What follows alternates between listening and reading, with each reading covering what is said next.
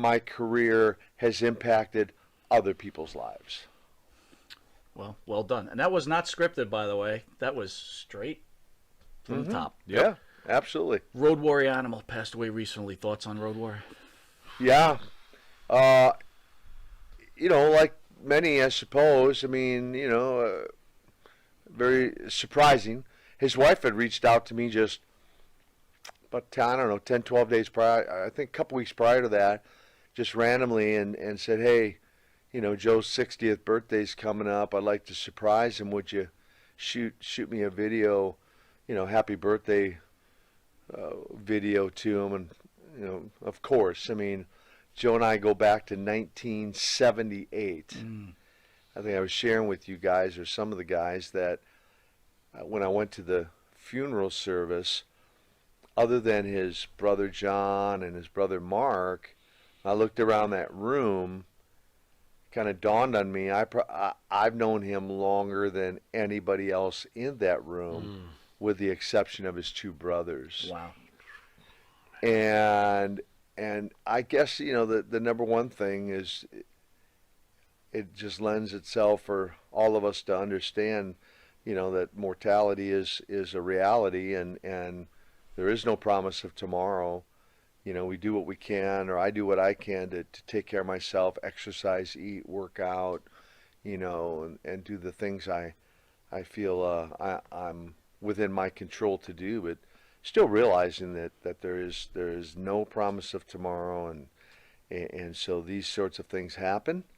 I posted a magazine cover shot. It was interesting. It was Ivan and I wearing the NWA tag team belts, and Animal and Hawk wearing the AWA tag team belts.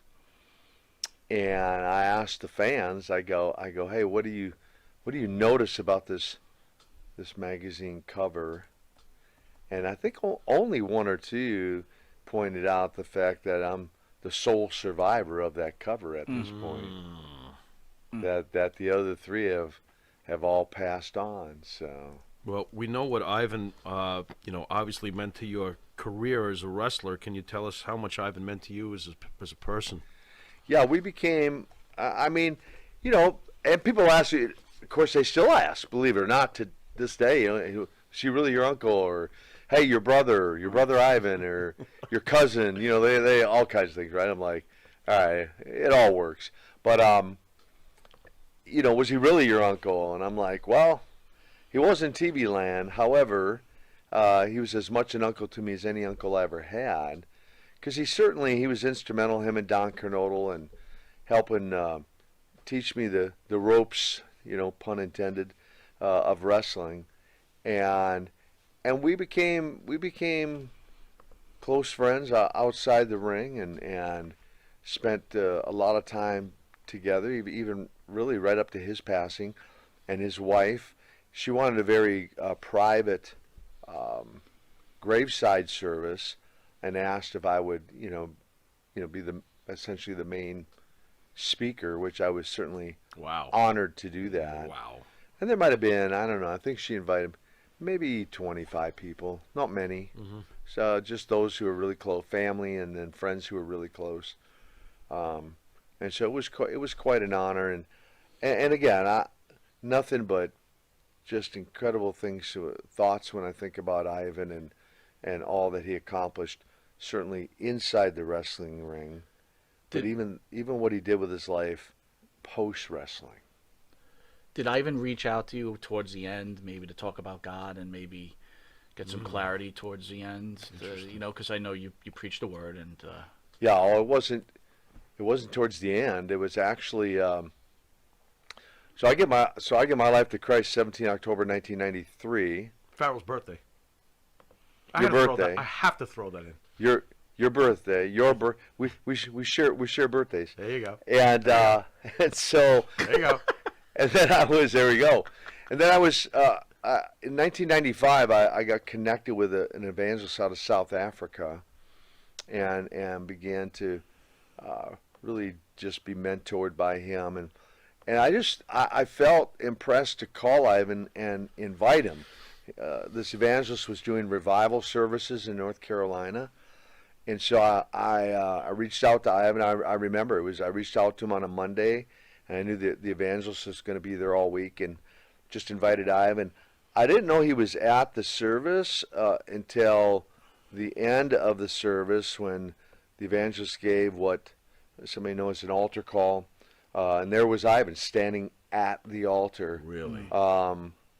Surrendering his life to Jesus. That was Really? 1995. Okay. And it was the real deal. And by that I mean, prior to that, Ivan, by his own admission, and even in books and videos, would admit that he had drug addictions, tobacco addiction. I mean, he was a big chewer. He drank a lot of alcohol, ran around a lot or whatever. But you know what? On that night, kind of like those who are familiar with the Bible, the Saul in the Bible who had a road to Damascus experience and had a real life-changing transformation. Yep. That was Ivan's story. Interesting. I mean, he went literally that night. It was like the slate was wiped clean, and from that point on, he never, by his choosing, he never had another drop of alcohol, another pinch of tobacco, didn't take another drug. I mean, cleaned his whole life out. Went on to become an ordained minister. What made you invite him? Just why? What made you invite him? Had he just been asking about things like faith? No. I just felt really just felt the Lord impress it upon my heart. Like, you need to call Ivan and invite him. And wow. Part of the inspiration is in having traveled with him on the road. Okay. And knowing, if you want to say, his lifestyle. Okay. And the things that he was doing, like the things I just mentioned. Yeah. I just, in my heart of hearts, I was like, I need to call Ivan and invite him. I didn't know that he would come. I really didn't even think he would come. But if you've ever heard his testimony or his story about that, he'll tell you after I called him, just something in his heart said, I need to go. If it means that, if it means a lot to, he used to call me Nicky. He was one of the few who called me Nicky. Okay. And he said, if Nicky is going to take the time to invite me, then I need to go. And he said there was just this compelling draw inside of him to go. Right. And so that was 1995, and so all those years, like, he used to do a lot of autograph signings and stuff, like the Walmarts for the Children's Miracle Network and everything. Anywhere and everywhere he went after that, like, there'd be his 8x10s and there'd be his Bible. And he wouldn't necessarily bring it up, but if a fan came and brought it up, he would just open right up and just start sharing how Jesus changed his life and how much that Bible meant to him, and just have conversations. So we were talking in the car also about your wrestling career and Ivan, and something that you said in passing through the conversation, we were talking about, God, if you only would have came to the World Wrestling Federation and Ivan could have came with you. But the one thing you said is you didn't think Ivan would have come. Why? Well, I don't know. It probably falls in line with the same question people ask me or comment on social media and other things as, why isn't he in the Hall of Fame for the WWE? I don't know the answer to that. And my guess is whatever happened in the past, and there's got to be something, obviously something that happened that's kept him out of the Hall of Fame, Something whatever with that him reason and Vince. is. Yeah.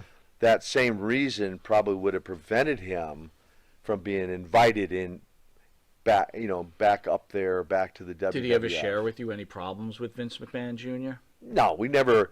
I mean, we weren't talking about WWF, man. We were talking about NWA and Rock and Roll Express and Road Warriors, and we're looking at what's in front of us, not the competition. But as a wrestler, and now that there's only really one game in town, I know AEW is coming around and NWA Power is trying to do their thing there.